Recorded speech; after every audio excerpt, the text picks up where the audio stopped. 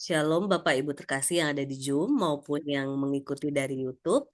Kita bersyukur karena hari ini kita kembali dapat kesempatan untuk merenungkan firman Tuhan dan bersekutu khususnya yang di Zoom nantinya setelah perenungan akan saling sharing dan mendoakan. Kita akan awali dengan doa, kita bersatu dalam doa. Kami bersyukur dan bersyukur ya Bapa buat cinta kasih kebaikan Tuhan di tengah segala kehidupan yang kami jalani, baik sakit sehat, suka duka, maupun hari-hari yang tampaknya rutinitas, tetapi kami terus menyadari di tengah segala hal yang kecil, besar, ataupun yang biasa maupun luar biasa, Tuhan hadir dan menemani kami. Untuk itu, sebagai dasar kami ingin terus diteguhkan oleh tuntunan Tuhan, kami ingin merenungkan firman-Mu agar kami terus berjalan dalam terang kasih-Mu. Berbicaralah ya Bapa, kami anak-anak-Mu siap untuk diteguhkan. Amin. Bapak Ibu terkasih, pembacaan firman kita pada hari ini lanjutan bacaan kemarin, tapi kita kembali akan baca ulang secara utuh Mazmur 63 ayat 1 sampai 12 yang akan dibacakan oleh dua ibu-ibu terkasih kita, Bu Erina dan Bude Puji. Monggo Bu Erina terlebih dahulu. Oke. Mazmur 63 ayat 1 sampai 12 ya. Saya akan membacakannya. Merindukan Allah. Mazmur Daud ketika ia ada di padang gurun Yehuda. Ya Allah, Engkaulah Allahku, pagi-pagi aku mencari Engkau. Jiwaku haus kepadamu, tubuhku letih merindukan Engkau. Seperti tanah yang kering dan kehausan tiada berair. Demikianlah aku mengarahkan mata padamu di tempat kudus untuk melihat kekuatanmu dan kemuliaanmu. Sebab kasih setiamu lebih baik daripada hidup, bibirku akan memegahkan engkau. Demikianlah aku mau memuji engkau seumur hidupku dan menyebut namamu dengan tangan terangkat.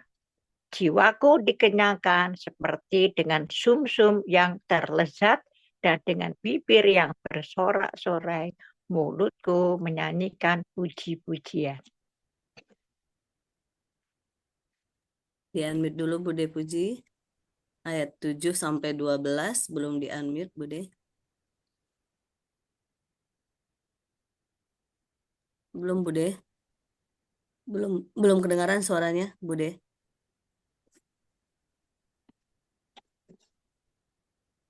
Belum. Ampun Bude. Ya, ayat 7 sampai 12. Saat aku mengingat engkau di tempat tidurku, aku merenungkan di kau sepanjang jaga malam. Sebab engkau telah menjadi pertolonganku, dan di bawah naungan sayapmu aku bersorak-sorai. Jiwaku melekat padamu, tangan kananmu menopang aku. Tapi orang-orang yang berikhtiar mengincar nyawaku akan masuk ke bagian-bagian bumi yang paling bawah. Mereka akan diserahkan kepada mata pedang, mereka akan menjadi makanan anjing hutan. Tapi raja akan bersuka cita di dalam Allah. Setiap orang yang bersumpah demi Dia akan bermegah, karena mulut orang-orang yang mengatakan dusta akan disumbat. Matur nuwun Bude-bude. Yang berbahagia adalah setiap kita yang membaca, merenungkan, dan melakukan dalam kehidupan sehari-hari. Jemaat yang terkasih, Bapak Ibu yang ada di Zoom, maupun kita yang mendengarkan, adakah dalam kehidupan kita yang mungkin kita mengalami momen-momen di mana kita merasa sepi, sendirian, merasa jiwa kita hampa, tidak bersemangat, bukan karena kita tidak punya apa-apa, bukan karena kita kekurangan, tapi karena tidak ada satu orang pun memahami, mengerti, ataupun dapat menolong kita. Bahkan mungkin kita diperhadapkan dengan orang-orang yang terdekat justru juga yang memusuhi, orang yang membuat kita tidak merasa dicintai dan diterima. Nah, kalau itu yang sedang kita alami atau kita pernah merasakannya, tentunya kita bisa memahami konteks Mazmur 63 yang menjadi bacaan kita hari ini. Karena dalam konteks ini, Daud sedang mengalami hal yang saya utarakan tadi, begitu ya. Kenapa? Karena dalam bacaan ini Daud ia sedang dalam kondisi dikejar oleh Saul. Ia menyelamatkan diri dari kejaran Saul dan ia mendapat tempat persembunyian di padang gurun. Padang gurun kita bisa bayangkan sendiri walaupun kita belum pernah ke sana begitu ya. Tempat belantara yang tidak semua seperti kita sekarang berjejer rumah orang tinggal lalu lalang begitu ya dengan leluasa, tidak. Tapi justru ia merasakan kesendirian, kesepian dan merasakan kesesakan di tengah situasi yang ia tahu tidak satu orang pun dapat menolongnya. Namun di tengah situasi yang sulit itu, ia justru meyakini, sadar begitu ya, bahwa ia tidak mencari pertolongan kepada manusia, tetapi ia datang kepada Allah dan mencurahkan isi hatinya. Jadi dalam konteks kesendirian, sepi, tertekan jiwanya dan merasa tidak ada satu manusia pun memahami, di konteks itu ia sadar ia tidak butuh manusia, tetapi butuh Allah dan pertolongannya. Sehingga kalau kita lihat di ayat 2 dan 3 tadi, kata kunci yang ia sampaikan, ia rindu kepada Allah sang penolongnya. Ia rindu akan pertolongan, kehadiran begitu ya. Sehingga dalam ayat-ayat berikutnya, ia ingat kepada Allah sang penolong yang kasih setianya melebihi hidup itu sendiri. Hidup dalam arti apapun yang dimiliki dalam kehidupannya, baik materi atau apapun itu, kasih setia Allah lebih dari itu. Sehingga ketika ia merenungkan tentang Allah yang menjadi penolong baginya dalam kesesakan, ia mengalami perjumpaan dengan Tuhan, yaitu beroleh kekuatan untuk menghadapi persoalan yang sedang ia hadapi. Dalam konteks tadi lari dari kejaran Saul begitu ya, dan ia tetap memuji Tuhan dan bersorak-sorai, bersuka cita dan bermegah di dalam Allah, karena ia sadar bahwa ketika ia tetap mengandalkan Allah, orang-orang yang dalam konteks raja, karena konteksnya saat itu Saul adalah seorang raja begitu ya, ketika ia bersumpah di hadapan Tuhan dan ternyata ia berdusta, Daud meyakini mereka akan beroleh ganjaran dari Allah sendiri karena sumpahnya gitu ya.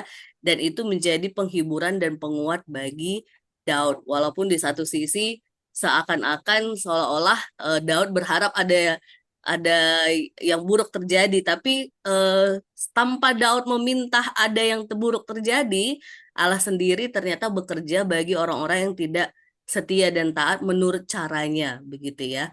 Jadi Bapak Ibu terkasih, kembali lagi ke konteks Daud tadi, dalam kesesakan, kesendirian, dalam situasi yang ia tidak bisa mengandalkan manusia, ia diteguhkan dengan mengingat rindu kepada Allah dan mengandalkan Tuhan. Di sanalah letak kekuatan sukacita yang sejati dari Daud. Nah, situasi ini Bapak Ibu terkasih meneguhkan kita tentang minggu ini di mana kita menghayati Minggu Kristus Raja. Bahwa ternyata di balik segala kekuasaan yang ada di dunia ini, secara manusia kita tidak bisa mengandalkan itu. Yang bisa kita andalkan hanyalah Allah, Sang Penguasa sejati dalam hidup kita. Kalau konteks kita sedang menghayati Kristus Raja, maka Yesus yang telah meneladankan kasih, yang telah meneladankan pengampunan, yang telah meneladankan jalan yang benar kepada kita, itulah cara yang paling ampuh dalam menghadapi berbagai pergumulan-pergumulan hidup kita. Tapi pertanyaannya Bapak Ibu terkasih, terkadang kita sebagai manusia, kita berpikir selama masih ada yang bisa diandalkan di diri orang sekitar kita merasa tidak butuh Tuhan. Ngaten nggih, ibu-ibu, bapak terkasih, khususnya ada di Zoom atau kita yang di YouTube gitu ya. Kita merasa nggak butuh Tuhan. Tapi ada titik yang saya yakin yang kita akan sadar bahwa manusia pun tidak mampu menolong kita. Hanya Tuhan saja, dan itulah kesadaran yang paling penting agar kita boleh beroleh kekuatan, sukacita, kegembiraan yang sejati. Selamat menghayati kekuasaan Allah dalam hidup kita, jemaat terkasih. Jangan tunggu ada masalah dulu baru sadar Allah yang berkuasa, tapi justru dari sekarang meskipun tidak ada masalah, tetap andalkan Tuhan dalam setiap langkah hidup kita. Supaya Allah yang berkuasa itu yang terus menuntun, memberkati, meneguhkan kita semua. Amin. Kita akan responi firman ini dengan satu lagu yang mau meneguhkan kita. Kita punya Tuhan yang baik, maka kita pujikan sebab Tuhan baik. Bahwasanya untuk selamanya kasih setianya untuk kita seluruh umatnya. Kita pujikan sebab Tuhan baik.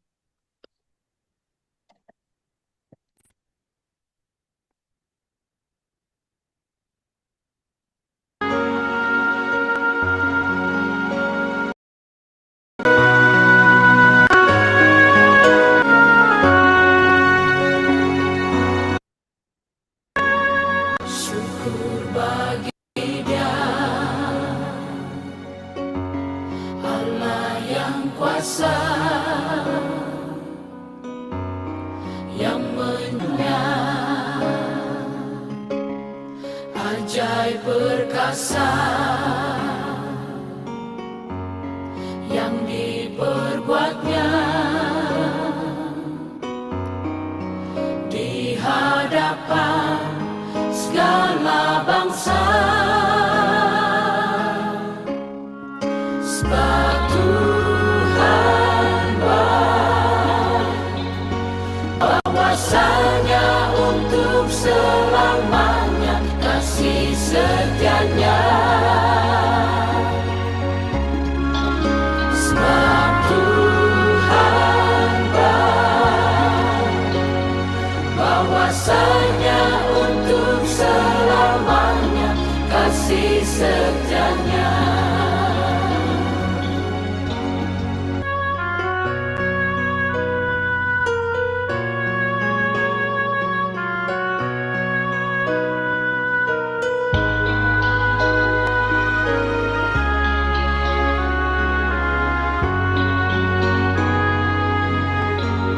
Syukur bagi Dia, Allah yang kuasa, yang menjadikan segalanya ajaib perkasa, yang diperbuatnya di hadapan segala bangsa. Sebab Tuhan baik, bahwasanya untuk selamanya kasih setianya. Sebab Tuhan baik, bahwasanya untuk selamanya kasih setianya.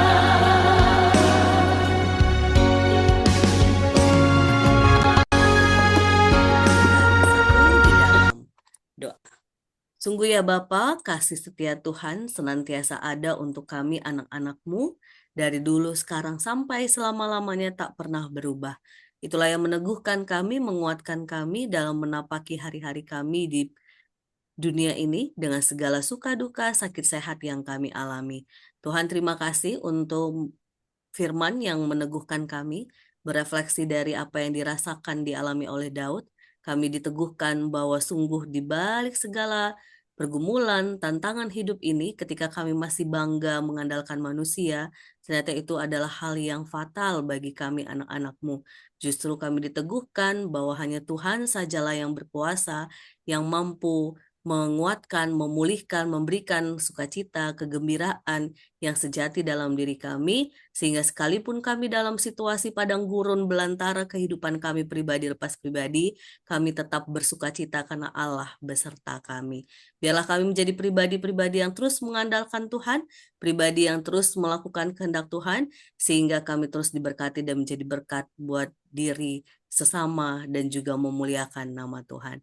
Terima kasih Tuhan, terima kasih. Di dalam nama Tuhan Yesus kami berdoa dan mengucap syukur. Amin.